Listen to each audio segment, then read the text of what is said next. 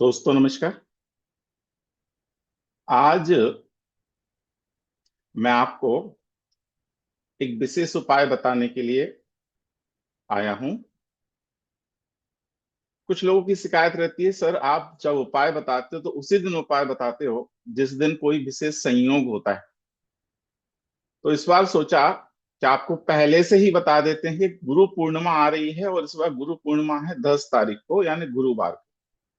और इस बार गुरु पूर्णिमा पे खास क्या बात है कि एक तो गुरु पूर्णिमा गुरुवार को पड़ रही है और दूसरा इस बार पूर्वाषाढ़ा नक्षत्र में है।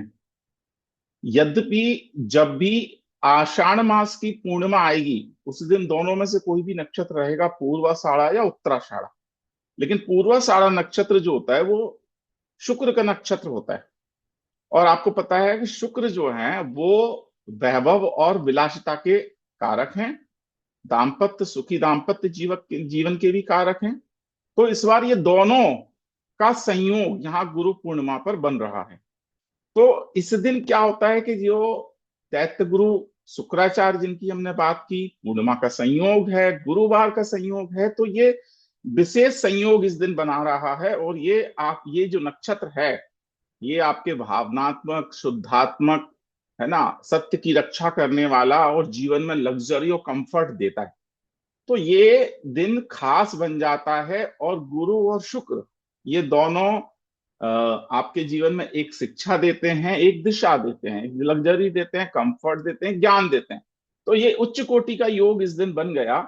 तो इस दिन ये अगर हम कुछ विशेष उपाय कर लेते हैं तो वो आपके लिए बहुत बहुत ज्यादा लाभदायक सिद्ध होने वाले हैं। करना कैसे है? सबसे पहले आपको वर्षा का जल एकत्रित करना है। सब जगह बारिश हो रही है, तो आज बारिश हो तो आज एकत्रित कर लीजिए, कल बारिश हो तो कल एकत्रित कर लीजिए, नहीं तो परसों बारिश हो तो परसों एकत्रित कर लीजिए। कोई बाधा नहीं है कि आपको वर्षा का जल एकत्रित करना है। और एक पीतल के कलश में, है ना, पीतल का कलश हो, चांदी का कलश हो, स्वर्ण कलश हो तो सबसे उत्तम। बट ठीक है, मैं समझ सकता हूं स्वर्ण की, लेकिन ठीक है, एक समय आएगा जब आप स्वर्ण कलश में भी ये स्थापित करोगे। शुभकामनाएं मेरी आप सबके साथ। तो जो भी उत्तम पात्र हो उसके अंदर ये कलश, कलश में वर्षा का जल स्थापित कर लीजिए। ठीक है। इस बार इस बार विशेष आपको दो चीजों का संकल्प इस दिन लेना है कि भाई झूठ नहीं बोल, किसी का दिल दुखे ऐसा काम नहीं करेंगे, और जो गुरु आज्ञा है उसका पालन करेंगे। इसका संकल्प आपको इस दिन लेना है। और अगर आप ये लेते हैं तो आप देखिए कि आपके जीवन में कैसे सुख शांति और समृद्धि का वास होता है। कुछ लोग कहते हैं सर झूठ के बिना तो काम नहीं चलता, तो बोलो उतना बोलो जितना आटे में नमक समा जाए। शुद्ध काला सफेद झूठ मत बोलो। ठीक है। तो ये इस दिन दो विशेष मंत्र जिनका हमें को जाप करना होता है, साधना में अभी बताने वाला हूं, बट पहले सीख समझ लीजिए। तो दो विशेष मंत्र, गुरु का मंत्र, शुक्र का मंत्र, या जो आपके गुरुदेव ने आपको दिया है मंत्र, उस मंत्र का जाप। और नहीं तो अपने इष्ट मंत्र का जाप, ये आपको करना है। तो एक विशेष तंत्र प्रयोग कह लो या प्रयोग कह लो, उपाय कह लो, इस दिन गुरु पूर्णिमा के दिन आपको करना ही करना है। ठीक है। ये आपकी मानसिक शांति के लिए, सुख समृद्धि के लिए, जीवन में लग्जरी के लिए, कंफर्ट के लिए बहुत बढ़िया प्रयोग मैं आपको आज बताने वाला हूँ। कुछ सामग्री आपको चाहिए होंगी, थोड़ी से पीले पीले वस्त्र जो आप पहन सकें, एक कलश जिसमें वर्षा का जल आपका भरा होगा, हमको एक आम के पत्ते जो हम कलश के ऊपर स्थापित कर सकें। अगर वो आम के पत्ते नहीं होते तो आप अशोक के पत्ते ले सकते हो, लेकिन दो आम के पत्ते हमको चाहिए। ठीक है।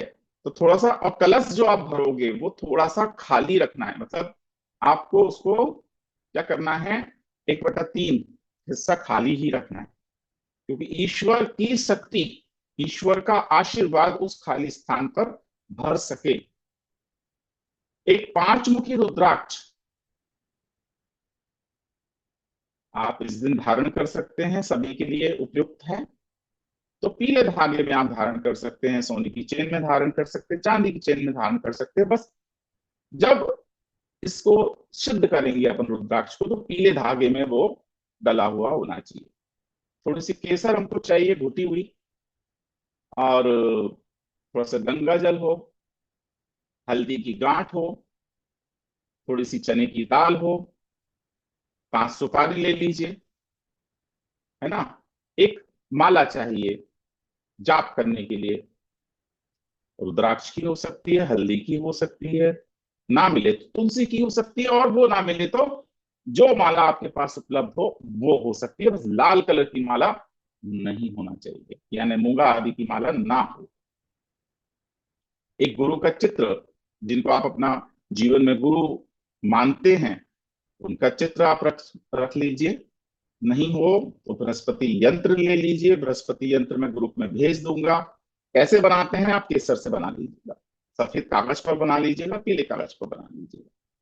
और एक घी का दीपक हमको चाहिए। बस इतनी सी सामग्री अपने को चाहिए। करना क्या है, सबसे पहले जिस दिन गुरु पूर्णिमा है परसों, हमको स्नान करना है, स्नान आदि से निवृत्त होना है। और स्नान करने की विशेष विधि कि अपने नहाने के जल में या तो वर्षा का जल, नहीं तो गंगा जल, थोड़ी सी हल्दी, ये आपको इससे स्नान करना है। इस जल से आपको स्नान करना है। स्नान करने के बाद आप कपड़े पहनने के बाद थोड़ा सा केसर जो कुटा हुआ है उसको अलग से, थोड़ा सा अपने पास अलग से ले लीजिए, और आपकी नाभि, नाभि, माथे और जवान, ये तीनों पर आपको केसर से तिलक करना है। ठीक है, केसर से तिलक कर लीजिए। एक मौली आप बांध लीजिए, और ऐसा ही मिश्रित जल जिससे आपने स्नान किया है, ऐसा ही मिश्रित जल अलग से और बना लीजिए, और इसे घर की मुख्य दहलीज पर साफ करके उस पर छींटे आपको देना है, ये स्नान करने के बाद। इसके बाद संकल्प लेना है। संकल्प कैसे लेना है, ईशान कोण पर पीला आसन बिछा लीजिए, सारी सामग्री वहां रख लीजिए। 2 आम के पत्ते मैंने विशेष कहे, सारी सामग्री रख लीजिए। उसके बाद संकल्प लेना है। संकल्प क्या लेना है कि मैं अपना नाम और गोत्र बोल के थोड़ा सा जल हाथ में ले लीजिएगा। गुरु की शक्ति, जीवन में सुख शांति समृद्धि के लिए, और इस पूर्वाषाढ़ा की शुभ नक्षत्र में, गुरु पूर्णिमा के शुभ मुहूर्त में, शुभ दिन पे, शुद्ध ऊर्जा को अपने जीवन में प्राप्त करने के लिए, अज्ञानता का नाश करने के लिए, जीवन में जो भी रुकावट आ रही है उनको दूर करने के लिए, मेरे जीवन में जो भी असंतुलन है उनको समाप्त करने के लिए यह साधना कर रहा हूं। ऐसा कीजिए, जल को जमीन पर छोड़ दीजिए। ईशान कोण पर एक चौकी लगा लीजिए, अथवा आपके मंदिर के पास में भी आप ये प्रयोग कर सकते हैं। 2 आम के पत्ते लीजिए, और उस पर लिखिए केसर से, ओम गुरुवे नमः, ओम गुरुवे नमः। चाहे तो अपने गुरु का नाम लिख दीजिए, और थोड़ी सी पुष्प क्षेपण वहां करेंगे, और उनको दोनों को स्थापित कर देंगे। पीले कपड़े पर स्थापित कर दीजिए, चौकी पर पीला कपड़ा बिछा लीजिए, बढ़िया कपड़ा हो, स्थापित कर दीजिए। ये चरण रूप में स्थापित की है आपने, गुरु के चरण के रूप में आपने ये 2 आम के पत्र स्थापित किए। इनकी अब आप पूजन करेंगे। तो गुरु स्मरण के साथ में आप उनका पूजन कीजिए, पुष्प चढ़ाइए, तिलक लगाइए, माला डालना चाहते हैं वह माला डालिए, कोई वस्त्र अर्पित करना चाहते हैं गुरु के लिए वो समर्पित कीजिए। 5 मुखी रुद्राक्ष आपके पास में है, उसको शुद्ध जल से शुद्ध करें, शुद्ध धूप दीप उसको दिखाएं, पीले धागे में उसको डाल लें, और पूजा स्थान पर ही रख दें। उसके बाद में जो कलश आपके पास में है, कलश सबसे शुरू में भी आप स्थापित कर सकते हैं, सबसे पहले ही करना चाहिए, मैं भूल गया था। तो जो शुद्ध कलश है, तो पीतल का जो पात्र है आपका, उसमें वर्षा का या जल भरा हुआ है, उसमें आम के पत्ते रखिए, नारियल श्रीफल को उसमें रखिए, श्रीफल के ऊपर मौली बांध दीजिएगा। और उस जल में 5 हल्दी की गांठें, 5 सुपारी, चने की दाल, है ना, ये डालकर वहां पर स्थापित कर दीजिए। एक पुष्प चढ़ा दीजिए और उसके दाहिनी ओर आप एक दीपक, गाय के घी का दीपक स्थापित कर दीजिए। और अपने गुरु का स्मरण करके अथवा बृहस्पति देव का ध्यान करके और 108 बार, वैसे गिनना नहीं चाहिए, गुरु का स्मरण करने के लिए क्या नाम गिनना कि मैंने कितनी बार गिन लिए। नहीं कर सकते तो 108 बार कर लो, नहीं तो जितना मन करे उतना करो। ओम गुरुवे नमः। ओम गुम गुरुवे नमः एक माला। ओम शुभ शुक्राय नमः एक माला। और गुरु ने जो आपको मंत्र दिया है उसकी माला जाप कीजिए। तो जाप करने के बाद में वो जो रुद्राक्ष है उसको धारण कर लीजिए। लेकिन रुद्राक्ष आप तभी धारण करेंगे तब आजीवन आप अंडा, शराब और नॉनवेज इनका त्याग कर देंगे, नहीं तो रुद्राक्ष धारण नहीं करेंगे। ये विशेष ध्यान आपको रखना है। अगर त्याग कर सकें तो रुद्राक्ष धारण कीजिए, नहीं तो नहीं कीजिए। जब आपके मंत्र जाप हो जाए, साधना पूरी हो जाए, तो उसके बाद में जो जल है, कलश में भरा हुआ जल है, उसे किसी तुलसी पात्र में अथवा पीपल पर अर्पित कर दें और एक दीपक पीपल पर भी लगा दें। थोड़ा सा एक कटोरी में जल ले लीजिए, थोड़े से उसमें गाय का दूध अगर है तो कच्चा दूध उसके अंदर डालिए, कुछ कुछ ही ड्रॉप डालना है आपको।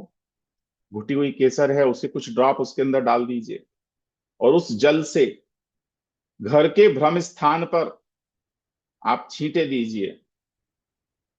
और छींटे देने के बाद अपने हाथ से उसको मथ कर साफ कीजिए, भ्रम स्थान का दोष दूर करने के लिए। आपका मुख्य द्वार है उस पर केसर से स्वास्तिक बनाइए। कुछ लोगों का गुरु खराब होता है, खराब पोजीशन में होता है, तो खराब पोजीशन में अगर गुरु हैं तो ये उपाय आज के दिन, कुछ उपाय और बता रहा हूं जो सर्वश्रेष्ठ हैं अपने गुरु को ठीक करने के लिए। पहली बात तो नियम लीजिए, गुरु से कभी चीटिंग नहीं करेंगे, गुरु से चीटिंग नहीं करेंगे, गुरु समान व्यक्ति से चीटिंग नहीं करेंगे। उसके बाद में ये उपाय है। पता कैसे लगेगा कुंडली में गुरु खराब है या हमारे गुरु खराब पोजीशन में है? तो अगर गुरु खराब होंगे तो संतान सुख में बाधा आएगी, गुरु की कृपा प्राप्त नहीं होगी, अनावश्यक आप दिखावा करेंगे, घमंड करेंगे, झूठ ज्यादा बोलेंगे, शिक्षा में रुकावट आ सकती है, पेट लीवर गैस की समस्या, पेट लीवर की समस्या हो सकती है, मोटापा बढ़ सकता है, पेट बढ़ सकता है, गैस की समस्या हो सकती है। जब भी नुकसान होगा गुरुवार को, आपको विशेष नुकसान किसी चीज में हो सकता है, लड़ाई झगड़ा हो सकता है, क्रोध आदि आ सकता है। और सोने का खोना, अगर आपका सोना खोया है पहले कभी अथवा सोने को बेचा है आपने, तो ये गुरु खराब होने की निशानी है। उपाय के रूप में पहली बात, घर में टूटी छतरी को नहीं रखना। न छत पर लोग पटक देते हैं, कहीं घर में पड़ी रहती, टूटी छतरी घर में नहीं होना चाहिए। एक केले का पेड़ आप मंदिर में जाकर लगाइए, एक पीपल का पेड़ आप शमशान में लगा सकते हैं तो लगाइए और उसकी सेवा कीजिए। अगर वैसे घर में भी छोटा सा पेड़ आप पीपल का लगा सकते हो, उसकी सेवा कर सकते हो, जब बड़ा हो जाए तो उसको आप कहीं स्थापित कर सकते हो। और गुरुवार के दिन सूर्योदय से पहले उठकर नहाकर स्नान कर कर जल में चने की दाल और हल्दी मिलाकर अपने घर की दहलीज पर डालें, मुख्य द्वार पर डालें, दहलीज के बाहर मुख्य द्वार पर डालें। ये आप कर सकते हैं। विशेष धार्मिक दिखावा नहीं करना किसी भी तरह से कि मैं तो बहुत धार्मिक हूं, मैं तो ऐसा करता हूं, ये नहीं करना। और दूसरा, अगर गुरु जीवित हैं तो उनके चरण स्पर्श कर उनका आशीर्वाद प्राप्त करें। अपने घर अगर गुरु नहीं है तो घर के बड़े बुजुर्गों के आशीर्वाद आप प्राप्त करते रहें, उनका हमेशा उनका आशीर्वाद आप लेते रहें। इस बार करके देखिए, आपको निश्चित रूप से चमत्कारिक परिणाम देखने को मिलेंगे। मैंने पहले से 2 दिन पहले से बता दिया, किसी चीज की तैयारी करना है तो आप आराम से कर सको। तो आप सभी के लिए पहले से ही गुरु पूर्णिमा की 2 दिन पहले से ही अग्रिम बधाई देता हूं, शुभकामनाएं देता हूं। और आप इस बार गुरु पूर्णिमा पर ये उपाय करें और जीवन में सुख शांति समृद्धि को बढ़ता हुआ पाएं। निश्चित रूप से एक खास बात इसमें और रह गई कि इस दिन थोड़ा सा इत्र लेकर इत्र लेकर अपने शुक्र पर्वत पर आपको लगाना है, चाहे महिला है तो भी और पुरुष है तो भी। बेडरूम को एकदम साफ सुथरा रखें और कुछ खुशबूदार चीजें उस बेडरूम में प्रयोग करें। बेडरूम की साफ सफाई अवश्य करें, शुक्र बेडरूम भी होता है। और कोई हल्का सा पिंक चादर उसके अंदर बिछाएं, हल्का सा कोई गुलाब मिश्रित इत्र वहां पर प्रयोग करें। तो ये जरूर आपको करना है, करके देखिए। निश्चित रूप आपको चमत्कारिक परिणाम देखने को मिलेंगे। सभी के लिए नमस्कार, जय जिनेंद्र, धन्यवाद।